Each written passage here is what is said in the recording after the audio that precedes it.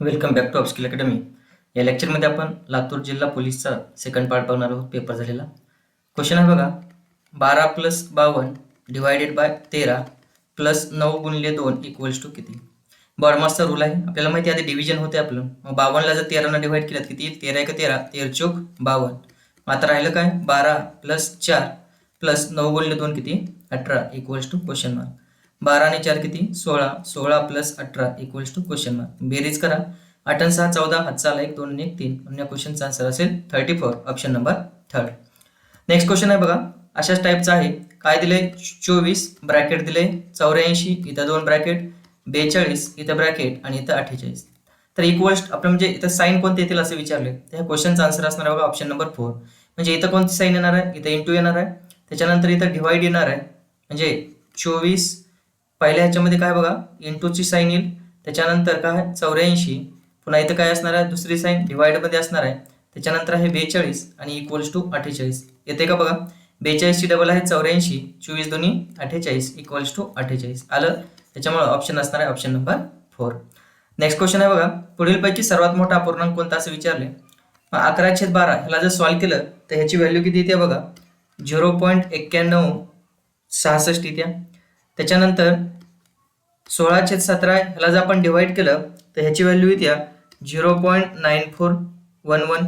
त्याच्यानंतर 13/14 ह्याला जर आपण सॉल्व्ह केलं तर ह्याची व्हॅल्यू येते 0.9285. आणि लास्ट आहे 17/18 ह्याला जर सॉल्व्ह केलं तर ह्याची व्हॅल्यू येते 0.9444. म्हणजे सगळ्यात मोठा पूर्णांक कोणता आहे? Option number 4. म्हणजे या क्वेश्चनचा आन्सर असेल ऑप्शन नंबर 4. नेक्स्ट क्वेश्चन आहे बघा, 67चा क्वेश्चन आहे. एक्सची व्हॅल्यू काढायची आहे. क्वेश्चन काय बघा, 4 ची पॉवर 9 गुणिले 4 ची पॉवर -5 आणि ब्रॅकेटची पॉवर दिली आहे त्यांनी किती? x equals to 1024. तर x इक्वल्स टू किती असा क्वेश्चन आहे. आपल्याला माहिती आहे जर बेस समान असेल आणि गुणाकारचा साइन असेल तर वरची पॉवरची काय होते? ऍडिशन होते. म्हणजे 9 - 5 आणि ब्रॅकेटची पॉवर काय येईल? x equals to 1024.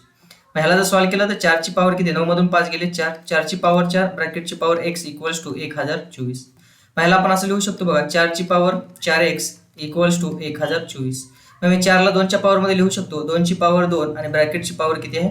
4x equals to ह्या 1024 ला मी 2 ची पॉवर 10 मध्ये लिहू शकतो. हे कसं झालं? 2 ची पॉवर 8x इक्वल्स टू 2 ची पॉवर 10. मग जर बेस समान असेल आणि मध्ये इक्वलचं साइन असेल तर पॉवर सुद्धा इक्वल असते, हे आपल्याला रूल माहिती आहे. म्हणजे 8x इक्वल्स टू जर 10 असेल तर x इक्वल्स टू किती? 10/8. म्हणजे x इक्वल्स टू किती?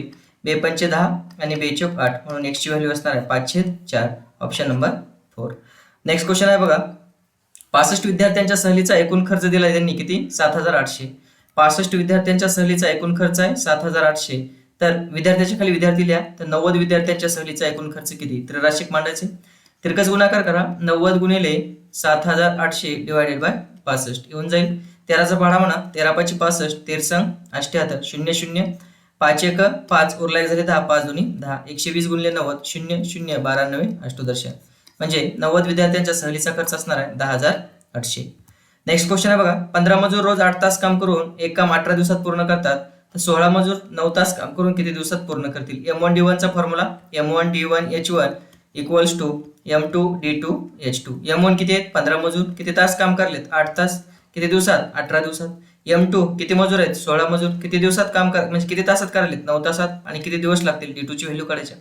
सॉल्व्ह करा बघा. 9 1 9, 9 2 18, 8 1 8, 8 2 16. हे 2 2 कटलं म्हणजे उरलं किती? 15. म्हणून किती दिवस लागतील? तर 15 दिवस. म्हणजे या क्वेश्चनचा आन्सर असेल 15, ऑप्शन नंबर 3. नेक्स्ट क्वेश्चन आहे, 2 वाजण्यास 10 मिनिटे कमी असताना तास व मिनिट काटा यांच्यात किती अंशाचा कोन तयार होईल? आपल्याला माहिती आहे अंशाचा कोन काढायचा असेल तर फॉर्म्युला माहिती आहे 11/2m - 30 hours equals to angle. Formula माहिती आहे आपल्याला 11/2 minute - 30 hours equals to angle. 2 वाजण्यास 10 मिनिटे कमी म्हणजे किती वाजलेत? 1 वाजून 50 मिनिट झालेत. व्हॅल्यू पुट करा. 11/2 m ची व्हॅल्यू किती? 50 - 30 आवर्स किती आहेत? 1 इक्वल्स टू अँगल. त्याला जर सॉल्व्ह केलं तर काय येईल बघा? 2 न कॅन्सल करा. 2 2 4, 2 5 10. 25 गुणिले 11 किती येतं?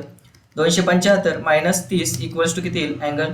मग 275 मधून जर 30 गेले, 5 मधून 0 गेले, 5 उरले, 7 मधून 3 गेले, 4 उरले आणि हे 2 म्हणजे किती अँगल आला? 245 डिग्रीचा. पण लक्षात ठेवा येणारा आन्सर जर तुमचं 180 डिग्रीपेक्षा जास्त आलं, येणारा आन्सर जर 180 डिग्रीपेक्षा जास्त आलं तर दिलेलं आन्सर काय करायचं? 360 मधून मायनस करायचं.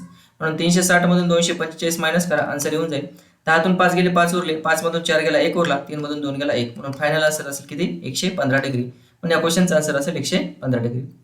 नेक्स्ट आहे एका संख्येची 9 पट. सपोज एक संख्या x आहे तर त्याची 9 पट किती येईल 9x मायनस 5 पट किती 5x आणि त्यांचा फरक किती आहे 96. मग 9x मधून 5x गेले किती उरले 4x.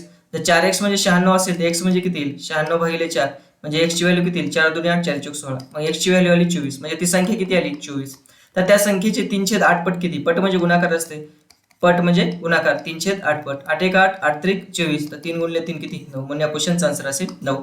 Option number first. Next question आहे बघा. काय दिले आपल्याला अपोजिट आहे म्हणजे c च्या अपोजिट x आहे, i च्या अपोजिट r आहे, तर क्वेश्चन मार्कच्या ठिकाणच्या अपोजिट o काय येईल असा क्वेश्चन आहे. हा आपल्याला क्वेश्चन मार्कची व्हॅल्यू काढायची. आपल्याला माहिती आहे c च्या अपोजिट x येत आहे, i च्या अपोजिट r येत आहे, तर o च्या अपोजिट कोणतं लेटर येते तर l येत आहे. म्हणजे क्वेश्चनचा आन्सर असेल l. Option number first. Next आहे बघा 21 चा रेशो 21:3 ह्याचा जो संबंध असणार आहे तोच संबंध 35 चा कसा असेल असे विचारले. म्हणजे 2 + 1 काय झाले ते 3 झाले, म्हणजे पुढे काय असेल 3 + 5 किती 8. म्हणजे या क्वेश्चनचा आन्सर असणार आहे किती 8. अजून एक क्वेश्चन विचारलेला आहे बघा.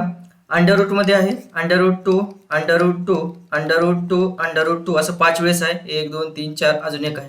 तर काय येईल त्याची व्हॅल्यू विचारल्या. तर अशा टाईपचा क्वेश्चन कसा सॉल्व्ह करायचा असतो बघा. 2 किती वेळेस आहे 5 वेळेस आहे म्हणजे 2 लिहायचं म्हणून 2 ची पॉवर 5 करायचं. 2 ची पॉवर 5 किती असते तर 2 ची पॉवर 5 32 असते म्हणून एक छेदामध्ये 32 येणार आणि त्याच्यातून 1 मायनस करून वर लिहायचं. 32 मधून 1 गेला किती उरला 31. म्हणून या क्वेश्चनचा आन्सर असेल 2 ची पॉवर 31 भागिले 32. हा सुद्धा क्वेश्चन विचारलेला आहे. अजून कोडिंग डिकोडिंगचा एक क्वेश्चन विचारलेला आहे बघा. काय विचारले. जर a = 1 b = 2 c = 4 आणि d = 8 तर आपल्याला कोड विचारलाय कोणाचा CDAC चा कोड विचारलाय. काय येईल मग. c चा कोड काय आपल्याकडे बघा 4 आहे, d चा कोड काय 8 आहे, a चा कोड काय 1 आहे आणि c चा कोड काय CDAC चा कोड विचारलाय आपल्याला. CDAC c चा कोड काय मग बघा CDAC c चा कोड आहे 4, d चा कोड आहे 8, a चा कोड आहे 1 आणि c चा कोड काय वापस 4. म्हणून फायनल आन्सर असेल किती 4 8 1 4. धन्यवाद.